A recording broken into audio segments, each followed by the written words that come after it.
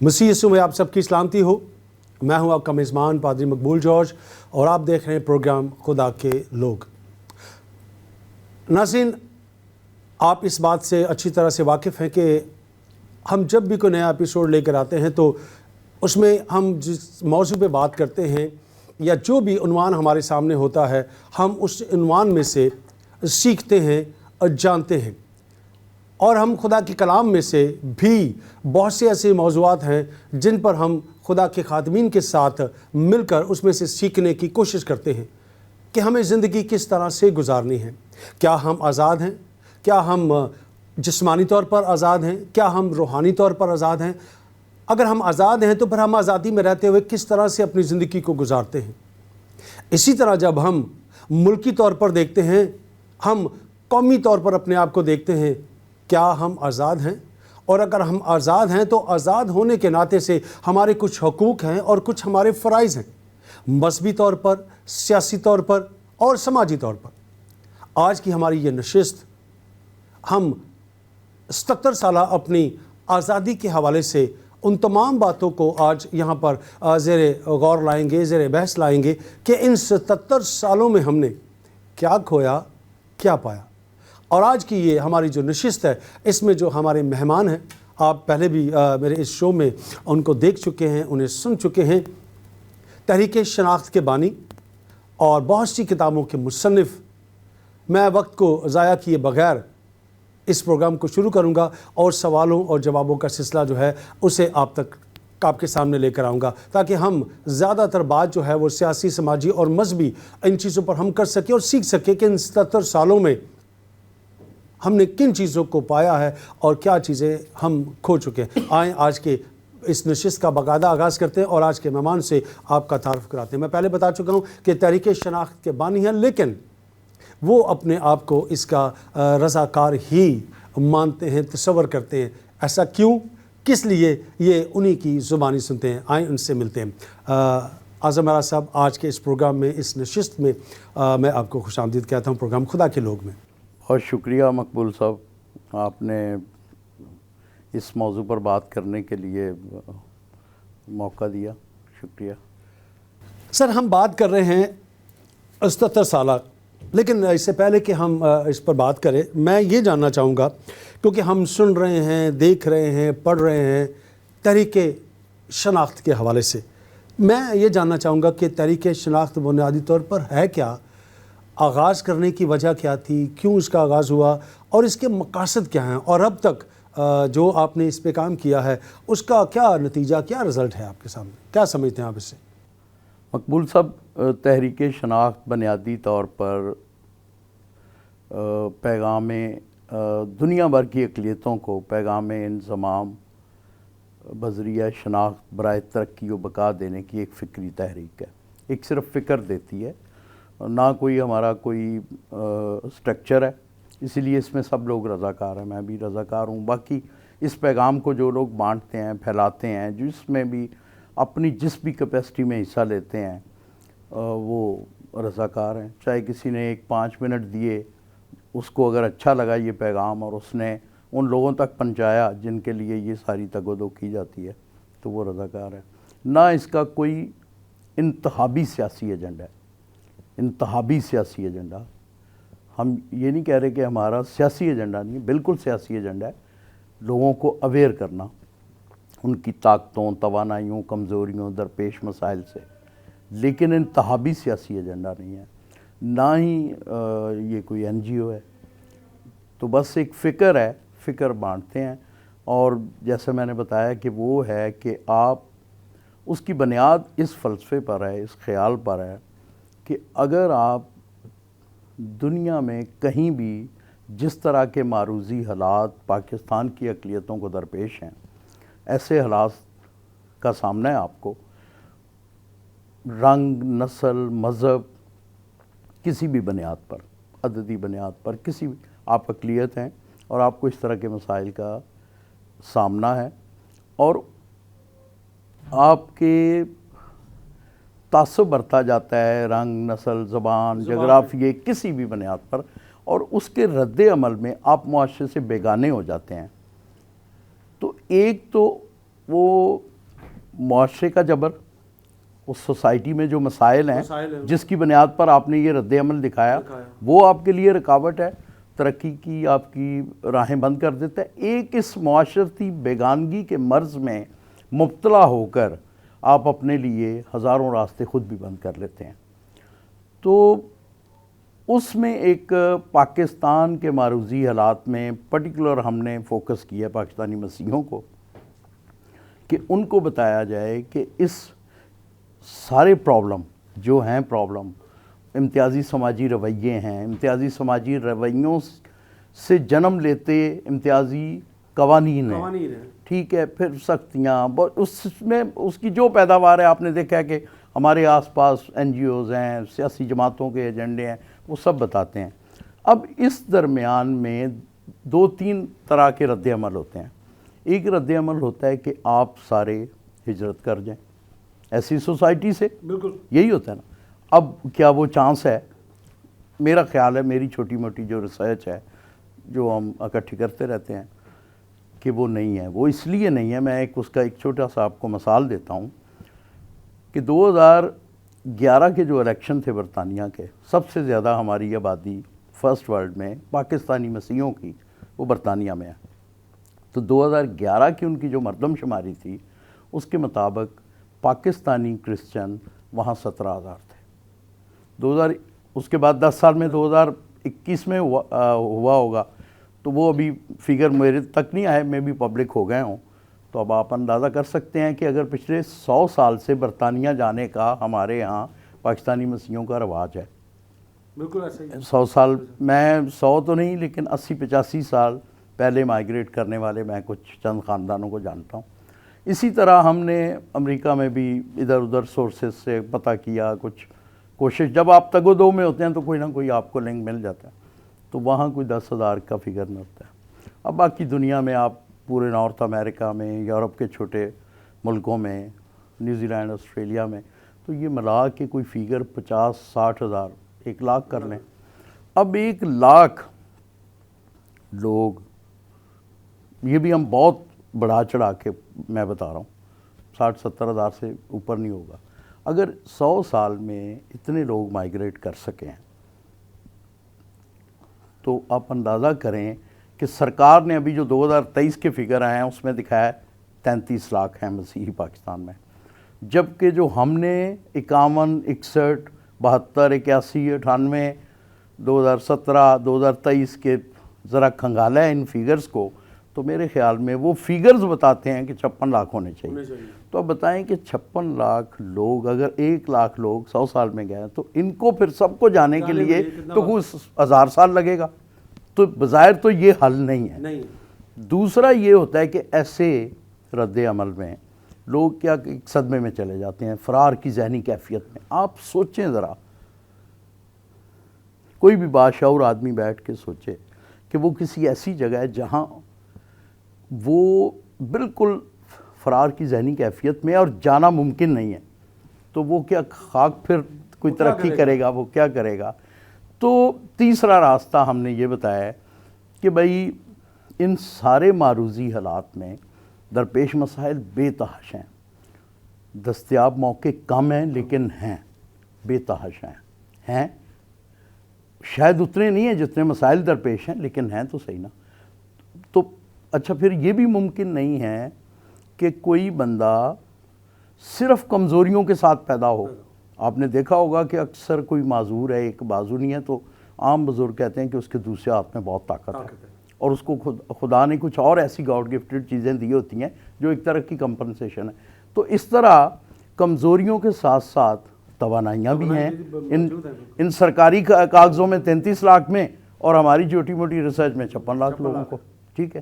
تو ان کو ایکسپلور کر کے ہم رکھتے ہیں کہ بھئی یہ ایک راستہ ہے، مشکل ضرور ہے۔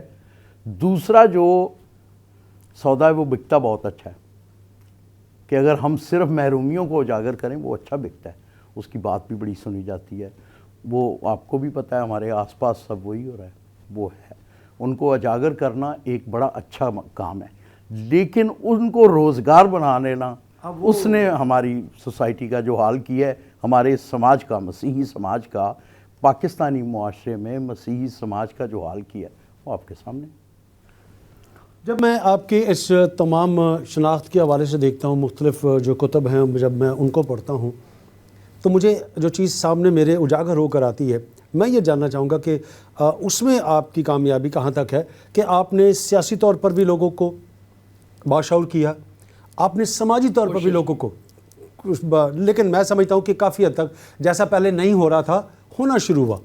تو اس کے جو آنکڑے ہیں وہ کہاں تک ہے؟ آپ کیا سمجھتے ہیں کہ جیسے ابھی آپ نے کہا کہ اگر وہاں جانے کا ایک تصور ہے تو وہ اتنے سالوں میں، تو کیا سمجھتے ہیں کہ یہاں رہنا ہمارا جو ہے وہ کہاں تک آپ اجاگر کر پائے ہیں کہ ہاں ہم اس جگہ پر رہتے ہوئے اپنے آپ کو کریں؟ کیونکہ آج بھی ہم دیکھتے ہیں کہ ایجوکیشن کے بغیر کوئی قوم معاشرہ ترقی نہیں کر سکتا. تو کیا سمجھتے ہیں کہ ہم اس شیتر میں آ کر ہم کچھ کر سکتے ہیں؟ دیکھیں، میں آپ کو نا ایک بڑی حیران کن بات بتاتا ہوں جو پچھلے 1 سال کی ہے. سانحہ جڑا والا ہوا ہے، سب کے سامنے ہے. اس کے بعد سرگودا کا انتہائی المناک اندوناک واقعہ جس نے پوری قوم کو اور اسپیشلی اقلیتوں کو تو ہلاک کر رکھ دیا، جھنجھوڑ کر رکھ دیا. اچھا، اس طرح کے واقعات سے ہماری پاکستان کی تاریخ بڑھی اور مسیحوں کے، خاص کر مسیحوں کے بھی جو بھگتتا ہے جس تن لاگے وہی جانے ہیں. ہمارے جو ہندو ہیں شیڈول کاسٹ پسے ہوئے طبقات، فورس کنورژن ہے، ان میں بہت زیادہ یہ مسئلہ ہے، ہمارے ساتھ یہ والا مسئلہ ہے. تو اس نے ایک دہلا کے رکھ دیا سوسائٹی کو. لیکن اگین وہی، ہر چیز کے 2-3 پہلو ہوتے ہیں. اسی دوران ہماری ایک خاتون بریگیڈیئر پرموٹ ہوئی، ایک ہمارے آرمی افسر میجر جنرل بنے، ایک نیول افسر 1 اسٹار جنرل بنے. اس پہ جو مسیحوں کا رد عمل تھا وہ میرا خیال تھا کہ اس پہ لوگ نیگیٹو باتیں کریں گے جب یہ سوشل میڈیا پہ. لیکن میں آپ کو بتاؤں کہ ایک شاید میری ایک پوسٹ پہ جناب معظم کی جو پروموشن پہ میں نے تفصیل لکھی، اور میں نے ایک تو وہ چھوٹی موٹی تفصیل لکھی، اس میں ساتھ مین جو تھا مذہبی اداروں کو کہا تھا کہ ہم اور کتنے بنا سکتے ہیں. تو اس پہ شاید ایک بندے نے کہا جی کہ انڈیویجول کامیابی کچھ نہیں ہوتی. وہ شاید ان کا نقطہ نظر ہے. لیکن اوورآل ان تینوں پروموشنز پر، یا اور بھی کوئی اچیومنٹ ہماری یہ بچیاں بھی گولڈ میڈل لے کے آئی ہیں اس میں ویٹ لفٹنگ میں جی، تو ان کی ان چیزوں کو جس طرح مسیحی سماج کا ایک عام شہری لیتا ہے، ایک عام پاکستانی شہری، تو وہ ایک بہت ہی حوصلہ افزا چیز ہے کہ لوگ اپنے اجداد کی سرزمین پر شان سے رہنا چاہتے ہیں. ان میں بہت اس بات کی امنگ ہے اور کوشاں بھی ہیں، بہت کوشاں ہیں، لیکن انڈیویجول سطح پہ. اب اس میں ہم ادارتی سطح پہ بہت کچھ ہمارے جو محسن تھے پاکستانی مسیحوں کے، جنہوں نے ہمیں مسیحیت کی شناخت دی، جنہوں نے ہمیں ادارے دیے، وہ ان لوگوں کی بدولت ہمارے پاس بہت کچھ وراثت ہے. لیکن آج وہ ادارے جو تھے نا وہ ڈیلیور نہیں کر پا رہے. ہمارے پاس اب دیکھیں کہ 77 سال میں ہمارے جو سماجی کارکن ہیں انہوں نے بڑی محنت کی، این جی اوز بنی، لوگوں نے بے تحاشا کام کیا، فنڈز بھی آئے ہوں گے، ڈیفینیٹلی اسی سے کام ہوتا ہے. ہمارے جو مذہبی ادارے ہیں، مسیحیت کا ایک بیسک کانسیپٹ ہی سماجی بھلائی کا ہے. چاہے کوئی بھی چرچ چھوٹا ہو بڑا ہو، اس کے سائے میں کوئی نہ کوئی سماجی ادارہ کلیسیائی ترقی جو ہے وہ اس کا امپورٹنٹ ہوتا ہے. تیسرے پھر ہمارے سیاسی لوگ، وہ بھی 77 سال سے ہی، اس وقت اگر 38 جو فگر ہوتا ہے ہمارا senator M N A M P S کا، تو اس میں 12 15 14 یہ بھی ہوتے ہی ہیں. اور یہ 77 سال سے کوئی 300-400 لوگ یہ بھی آئے ہوں گے. رپیٹ بھی ہوتا ہے لیکن کچھ نہ کچھ نیا بھی آ جاتا. اب ایک چیز جو پریشان کن ہے، جس پہ بیٹھ کے سر جوڑنا چاہیے ان لوگوں کو جو عملی طور پہ یہ اس باقاعدہ کام میں ہیں، جن کا یہ پیشہ ہے، چاہے وہ سماجی کارکن ہو، چاہے وہ مذہبی ورکر ہو، چاہے وہ سیاسی ورکر ہو، ان کو اس بات پہ سر جوڑنا چاہیے کہ جتنی انویسٹمنٹ ہوئی ہے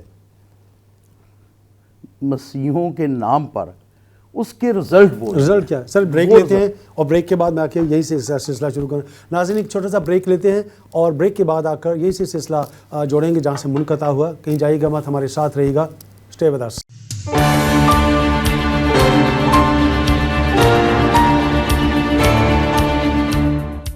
ناظرین ایک بار پھر آپ کو خوش آمدید کہتا ہوں پروگرام خدا کے لوگ میں.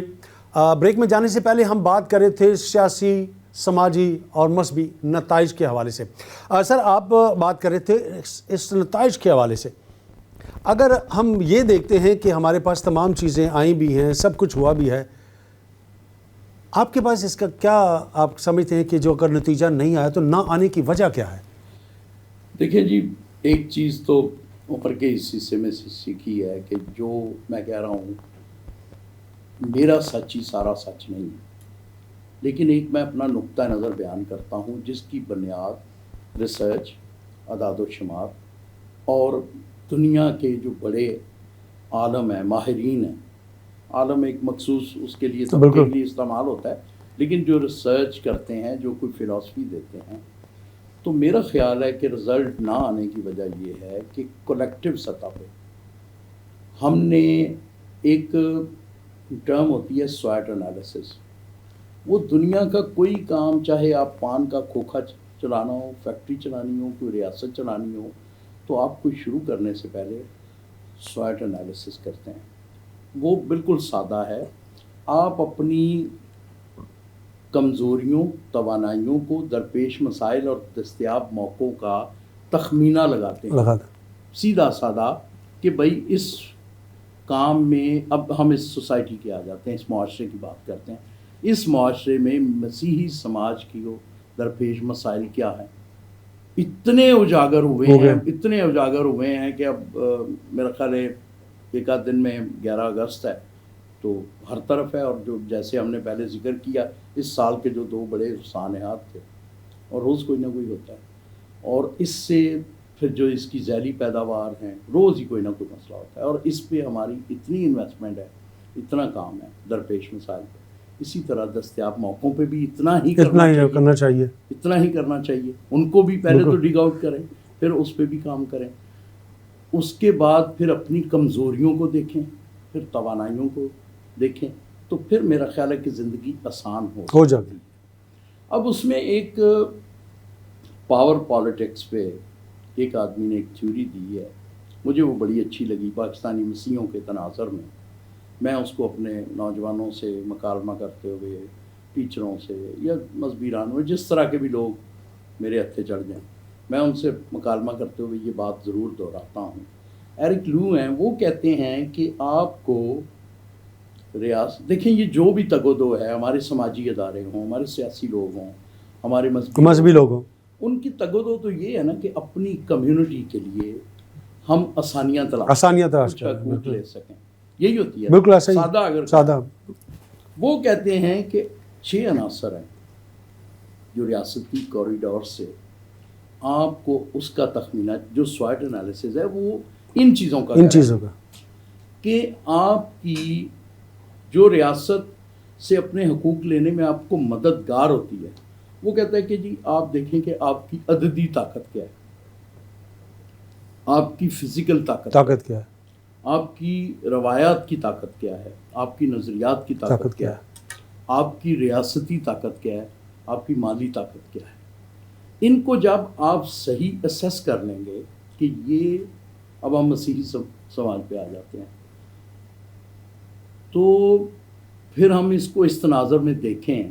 اب فزیکل ہے, فزیکل سے مراد کہ آپ کی مسل پاور, یعنی آپ کی تعداد ریاست 33 لاکھ مان رہی ہے, ہم کہتے ہیں کہ یہ پریویس ریکارڈ بتاتا ہے کہ اس کو 56 لاکھ ہونا چاہیے, کیونکہ کوئی بڑی ہجرت نہیں ہوئی, کوئی خدا نخواستہ کوئی محض کوئی بہت سانحات نہیں ہوئے کہ جس میں لاکھوں لوگ, اموات بھی ایسی نہیں ہوئی جی جیسے افریقہ میں ہوتا ہے. فزیکل کی ہم نے بات کی, تو مسل پاور میرا خیال ہے کہ مسیحی جو ہمارا رہنما ہے, مذہبی ہو, سیاسی ہو, سماجی ہو, یہ والی بات مسیحیوں پر آتی نہیں ہے پوری. اس لیے نہیں آتی کہ مسیحیت کی تعلیم میں یہ ہے ہی نہیں کہ آپ کوئی پرتشدد گروہ بنائیں, اپنی اتھارٹی قائم کریں. ایک تو یہ پہلو, کہ ہماری جو بیسک بنیادی مسیحی تعلیمات کے خلاف ہے.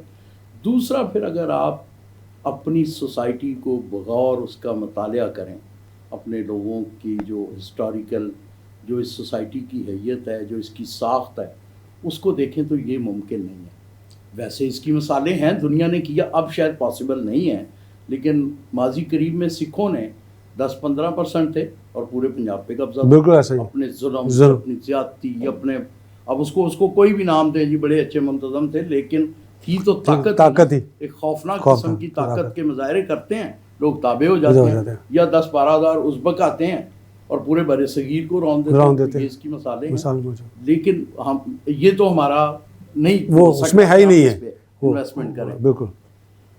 اگلی ہے جی عددی. اب سرکار نے کہا جی آپ 33 لاکھ ہیں، ہم کہتے ہیں جی 56 لاکھ، چلو 40-45 ہوں گے.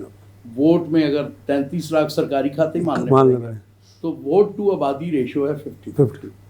ہمارے پھر ابھی آنے والے اگر فرض کریں سال 6 مہینے میں ووٹ ہوتے ہیں تو کوئی 16.5-17 لاکھ ہوں گے.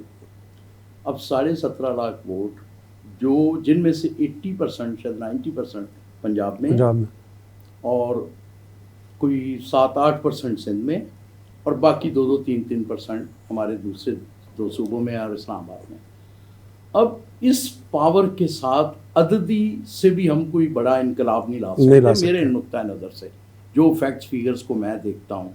پھر اس میں ہمارا مزاج ایسا ہے کہ یہ 16.5-17 لاکھ ووٹ جو سرکار مانگتی ہے، اس کو چلے ہم 20 بھی کروا لیں، 20 لاکھ بھی کروا لیں. وہ مزاج ایسا ہے کہ ایک تو قومی پارٹیوں میں لوگ شامل ہیں، اس کے بعد اپنے گھر کی پارٹی ہے، ہر گلی میں ایک پارٹی ہے، ہر محلے میں ایک پارٹی ہے. تو یہ کوئی ووٹ بھی ہماری طاقت اس طرح نہیں ہے، وہ اس میں گنتی میں نہیں آ رہے، نہیں. اس کو بھی ہم اگر کنسالیڈیٹ کریں، اس کو بھی صحیح ڈیٹا تخمینہ لگائیں اپنی کمزوریوں طاقتوں کا، اور پھر سرکار کو بتائیں یا پارٹیوں کو کریں. بلیک میل تو نہیں کر سکتے، وہ ایک اس کو بارگیننگ چپ کے طور پہ استعمال کر رہے ہیں جی. اتنے حلقوں میں جیسے کوئی 20-22 حلقے ہیں نیشنل اسمبلی کے، جہاں وننگ وہ جو ہے نا فیصلہ کن ووٹ ہوتے ہیں، یعنی جتنے سے کوئی کینڈیڈیٹ ہارتا ہے یا جیتتا ہے اتنے کی اقلیتوں کے ووٹ ہوتے ہیں. اسی طرح صوبائی کے کوئی 40%. لیکن ان سب چیزوں کے لیے یہ ارکریزی کرنی پڑے گی، اور پھر اس میں کچھ 100 پلیٹ فارم میں یہ ڈیوائیڈ ہوں گے لوگ پارٹیوں میں. اچھا لوگ کہتے ہیں جی وہ متحد، میرا نہیں خیال متحد ہو بھی نہیں سکتے، اور میرا نہیں خیال اس کے کوئی رزلٹ بھی اتنے اچھے ہوتے ہیں کہ 16-17 لاکھ پورے ملک میں ایک ہم پہ لیبل لگ جائے کہ یہ تو فلاں پارٹی کو ووٹ دینا، یہ بھی کوئی اچھا سائن.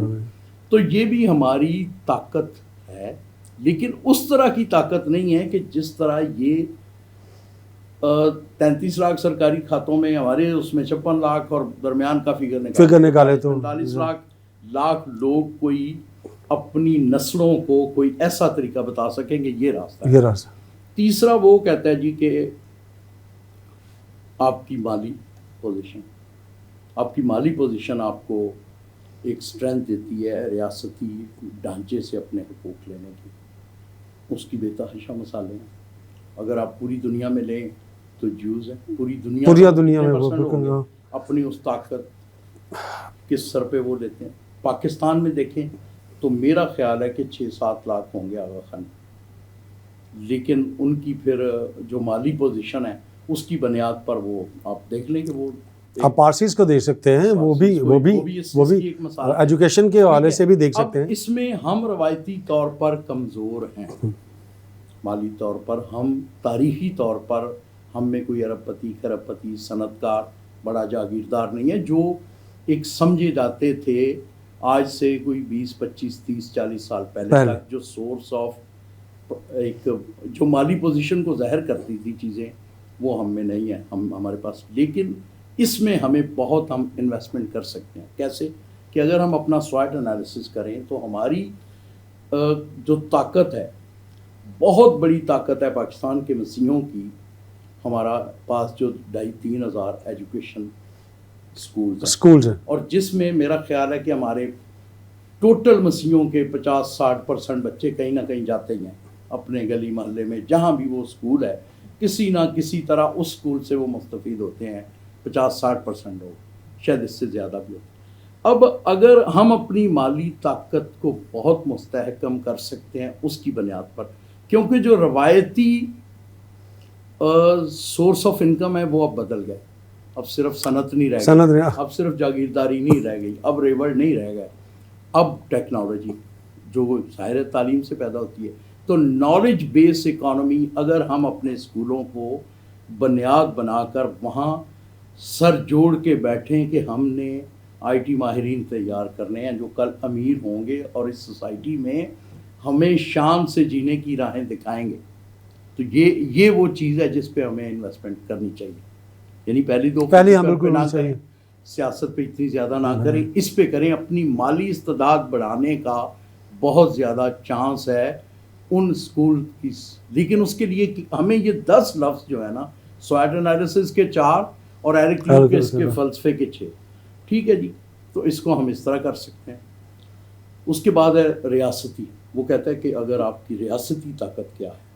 اب میں جو اس سے سمجھا ہوں کہ آپ کی جو اسٹیٹ آرگنز میں، اسٹیٹ کے اداروں میں، جس میں 3 بڑے پلرز، ایگزیکٹو آ گئی، مکانہ آ گئی اور عدلیہ آ گئی، یا اس کے پھر ذیلی ادارے، فوج ہے، بیوروکریسی ہے، دیگر. اب اس میں بھی ہماری طاقت اتنی نہیں ہے جتنی ہونی چاہیے، لیکن ہے بہت. ابھی میرے خیال 34-35 ہمارے 1 اسٹار اور 2 اسٹار جرنیل ہو گئے ہیں. سول بیوروکریسی میں بھی ہیں لوگ، اتنے نہیں ہیں لیکن ہیں.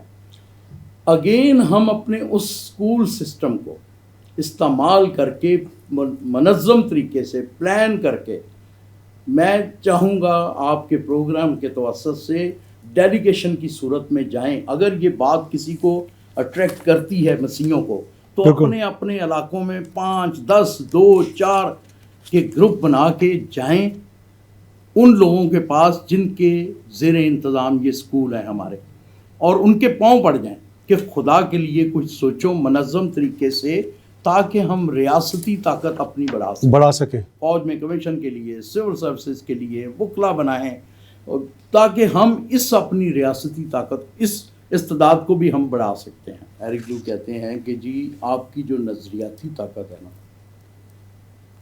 وہ بھی آپ کو امپاور کرتی ہے، آپ کو راستے بتاتی ہے کہ آپ کس طرح جو اسٹیٹ کے ادارے ہیں ان سے اپنے لوگوں کے لیے حقوق آسانیاں لے سکیں. اب نظریات کا میں ایک چھوٹی سی مثال، ٹائم ہے نا ہمارے پاس؟ بالکل ٹائم ہے. ہم دیکھیں، ایک چائنیز کہاوت ہے کہ اگر آپ کی پلاننگ 6 مہینے کی ہے تو آپ فصل اگائیں، اگر آپ کی پلاننگ 10 سال کی ہے تو آپ درخت لگائیں، اور اگر آپ کی پلاننگ 100 سال کی ہے تو آپ اسکول سسٹم پہ انویسٹ کریں. اب میں جب دیکھتا ہوں اس چائنیز کہاوت کو، اور چینے کہتے ہیں جو 7-8 ہزار کی ان کی تہذیبی وزڈم ہے، بڑی ٹھنڈی، بڑی صبر والی وزڈم، اور تو میں یہ دیکھتا ہوں کہ جو پاکستانی مسیحی ہے 99% کسانی بیک گراؤنڈ سے، کسان ہے. انہوں نے فصلیں بھی اگائی ہیں، میرے اجداد نے، آپ کے اجداد نے، مسیحیوں کے 99% اجداد نے، انہوں نے فصلیں بھی اگائیں. جب فصل اگاتے ہیں درخت بھی لگاتے ہوں، درخت بھی لگائے. انہوں نے اسکول سسٹم تو برے صغیر میں مسیحیت کی ایک استارہ ہے، ایک نشانی ہے، جو مسیحی ہے تو تعلیم. یہ تینوں کام کرنے کے بعد یہ رزلٹ کیوں نہیں؟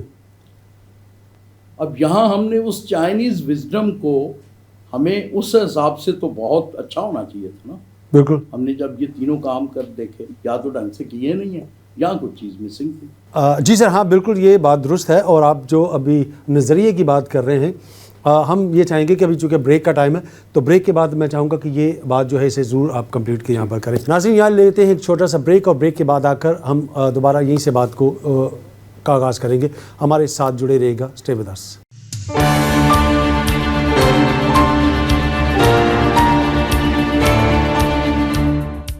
Welcome back. پروگرام خدا کے لوگ میں ایک بار پھر آپ کو خوش آمدید کہتا ہوں.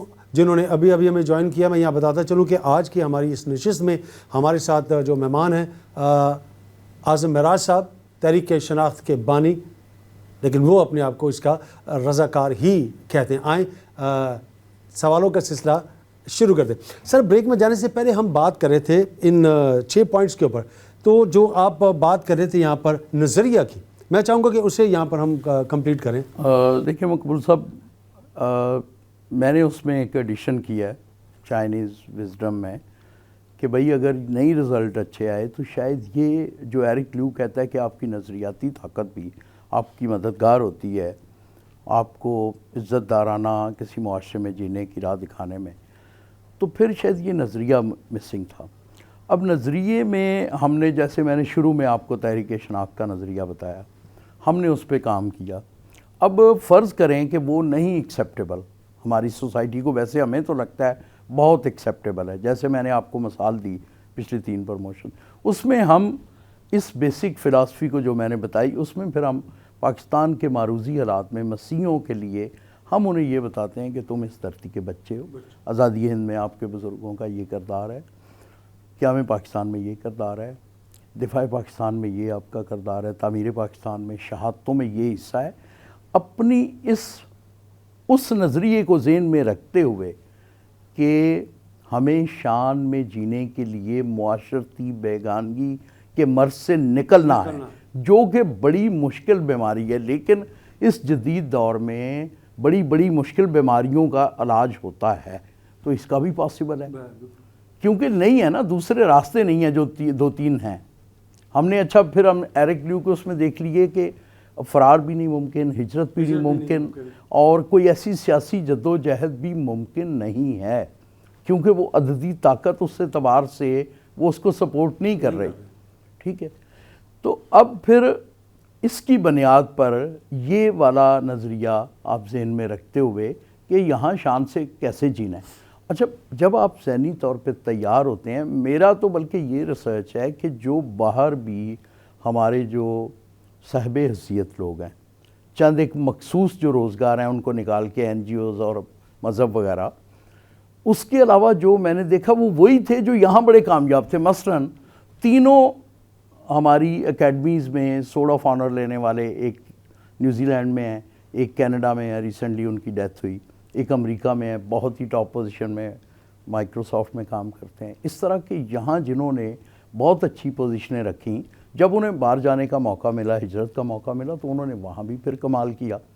تو اگر یہ فلسفی، یہ والا نظریہ نہیں ایکسیپٹیبل ہماری مذہبی، سیاسی، سماجی قیادت کو، تو آپ کوئی بیٹھ کے سر جوڑ کے بیٹھیں، کوئی ایسی فلسفی دیں کہ بھائی یہاں سرکاری کھاتوں میں 33 لاکھ کو اور کوئی 40-50 لاکھ لوگوں کو کس طرح رہنا ہے، کس طرح جینا ہے شان سے۔ اس میں ایک چیز چھوٹی سی بڑی باریک سی لائن ہے، کوشش کریں کہ لوگوں کے ایجنڈے پہ ہم اگر 50 لاکھ ہیں، کوئی 50-60 لاکھ ہندو ہوں گے، ہم سے تھوڑے کوئی 2-4-5 لاکھ وہ زیادہ ہیں، ویسے سرکار نے تو ان کو بہت زیادہ کر دیا ہے، لیکن اگر یہ 1 کروڑ لوگ،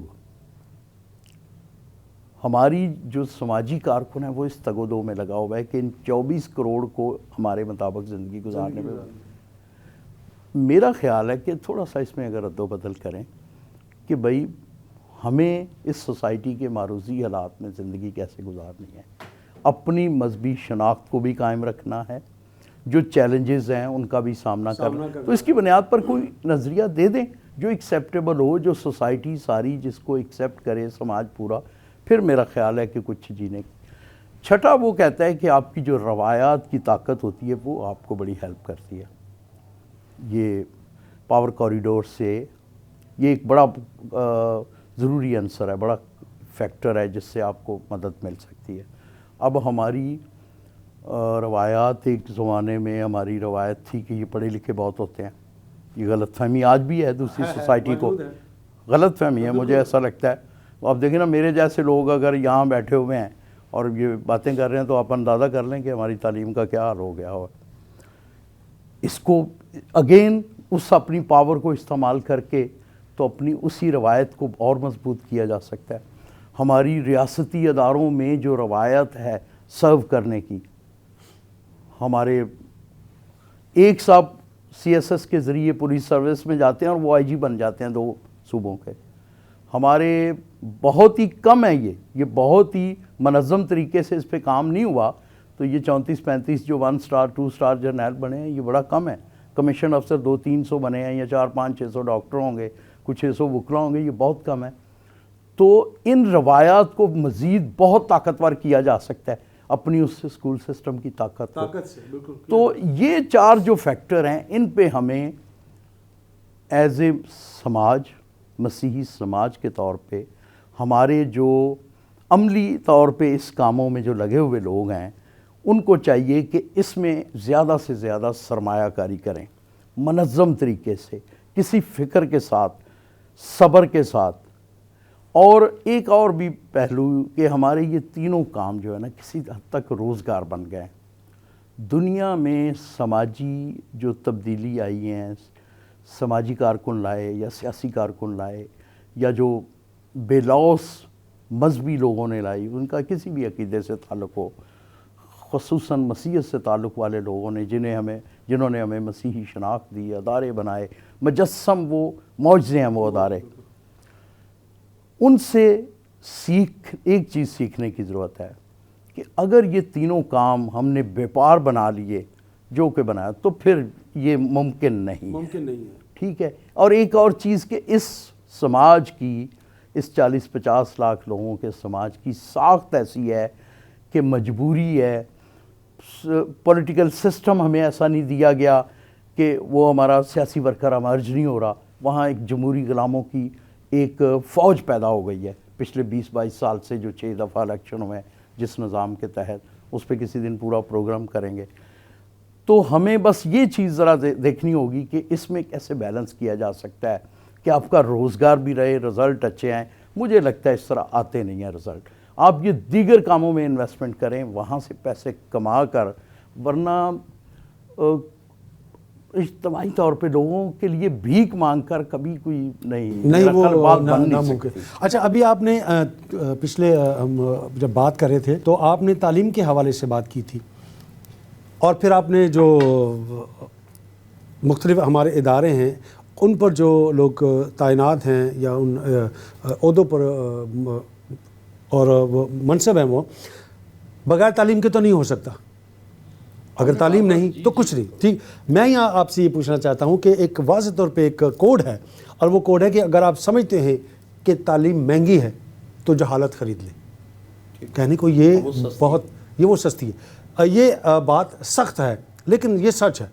تو پھر کیا ایسا عمل کرنا چاہیے تاکہ وہ جو جہالت نہ خریدیں بلکہ ہم تعلیم کی طرف رجوع لائیں؟ تو پھر شاید انڈیویجولی ترقی نہیں ہوگی بلکہ اجتماعی ہوگی. دیکھیں, میں اس کو تھوڑا سا اس طرح لیتا ہوں, لازمی نہیں کہ میں جو کہہ رہا ہوں یہ درست ہو, کہ ہمارا جو مسیحی سماج ہے, ہماری تعلیم کا ریشو باقی 25 کروڑ کے معاملے میں دیکھیں تو شاید بہتر ہے. جس طرح ہمارا جو معاشی جو ہماری سطح ہے, جو ہماری فائنینشیل سطح ہے, اس حساب سے تعلیم کا ریشو بہتر ہے, اور وہ انہی تعلیمی اداروں کی بدولت ہے. لیکن اب جو ہم بات کر رہے ہیں نا, ایڈوانس لیول کی بات کر رہے ہیں, میں یہ کہہ رہا ہوں کہ ابھی جو میں نے ذرا جذباتی ہو گیا, میں نے ریکویسٹ کی, جب یہ دیکھیں ابھی جنرل معظم جولین بنتا ہے میجر جنرل, یا وہ بریگیڈیئر ہیلن بریگیڈیئر بنتی ہے, تو ہم بڑے ڈھول تاشے بجاتے ہیں.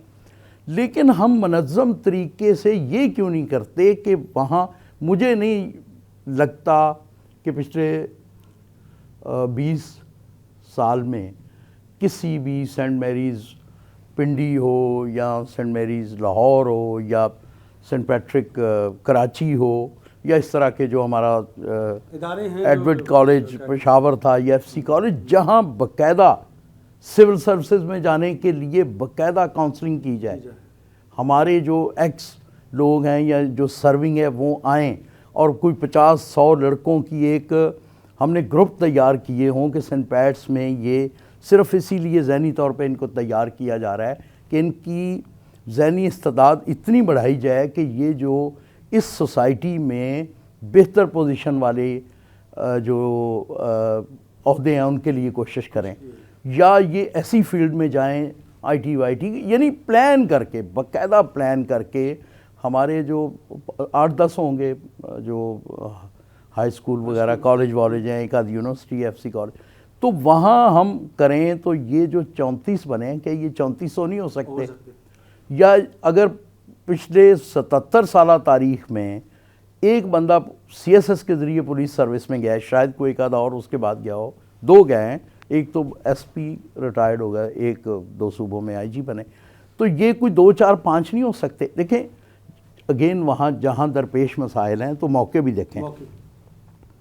قیام پاکستان سے لے کے آج تک کتنے مسلمان نوجوان جنہوں نے سی ایس ایس کے ذریعے پولیس سروس جوائن کی ہوگی, میرا خیال ہے 10-20 ہزار تو ہوں گے, ان میں سے کوئی 12-15-20 آئی جی بنے ہوں گے.